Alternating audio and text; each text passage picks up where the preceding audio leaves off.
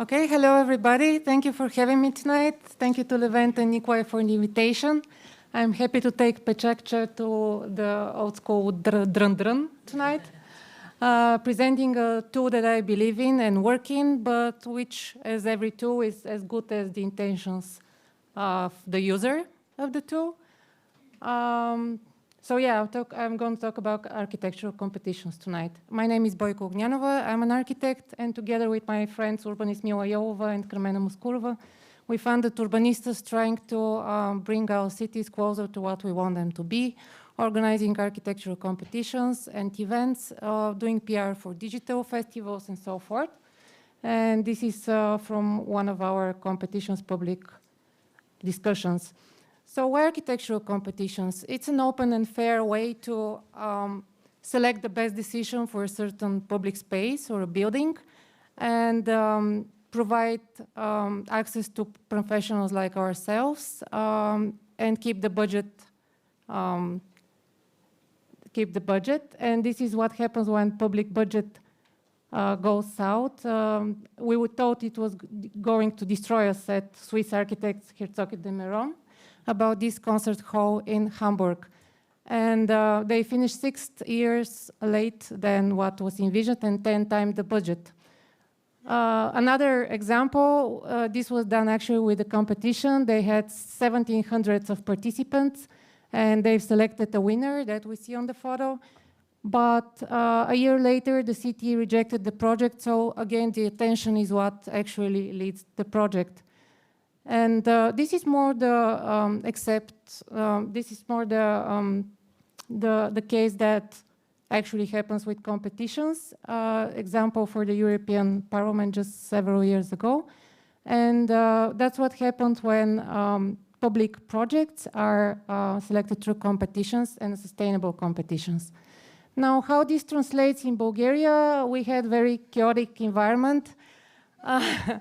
And this is a future project even. This is the metro station Trachea that's going to be built in 2025. And this is what architects thought for the Vituša Boulevard project. It happened before even the National Palace of Culture. There was a public competition about the opera house at the same place. But then the socialist regime decided just to ditch it and build themselves a Congress Center, which today is way too expensive to demolish and quite expensive to maintain. Now, a couple of better examples organized by private entities, no magazine mainly, but also private investors such as next door Collider Building Center, which was built through a competition, and the example of Metro Station 20, which was the first international competition in modern times, unbuilt. A couple of other winning projects for the Cultural House Square in Plovdiv and Plovdiv Central Square, winners by 4 architects. Tens of architectural studios participated, but the selected projects were not built again because the intent of the municipality changes. And here are some examples of state-organized competitions. The biggest one probably that cost about 3 million to the country was the one for the government new center at 6 kilometers. That was never built again. And the Sveta Nedelja competition. One was that was built and it's next door. It's the Walltopia climbing center. Then again, the building was initially designed for another site, and the design has changed since the winning project was approved. But it's a good example nonetheless. A couple of other competitions. The one for the 4 zones of the center of Sofia, that one of the entries was built. A new regional library in Varna, and the Green Info Center for the Night of the Museums, which is the photo here. This is the project for the Varna municipality new library.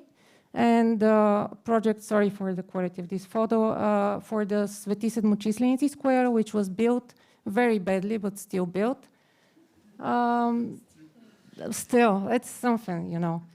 And some other good examples. Topo Centralo, which is a vibrant and very well-running cultural center. Ether Museum Hotel and Borovets New Center are competitions which we organized, and I'm going to talk about. Karin Dom is building for children with disabilities that has been built. Here it is. And Topo Centrala, and this is the winning project for the hotel of Ether Museum next to Gabrovo, a project that is under construction and we hope to be finished this year, one of the good examples. Several words on this competition. So we were approached to help the municipality of Gabrovo to renovate the hotel of Ether Museum with unique interior details and furniture. And the new project preserves that, and I hope that it's going to be a good example for an outcome. Another one is the next one, which is for the center of Borovets. This is by budget and area, probably the biggest competition in new times, international competition, about the central square in Borovets with many functional and transport and all kinds of other problems. The selected entry by this British studio, William Matthews Associates, was elegant and beautiful and very functional, unfortunately still unbuilt and on hold.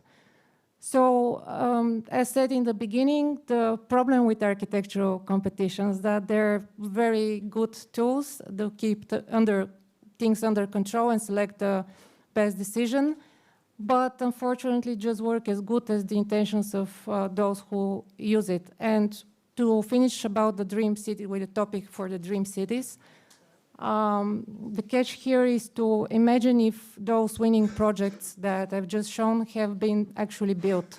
So imagine if we had beautiful metro stations, if we had beautiful urban squares, if we had a new, modern, contemporary library in Varna. Imagine what our life and lifestyle and daily life would be, and then I would urge you to put pressure on the intention of those who use those tools. Thank you.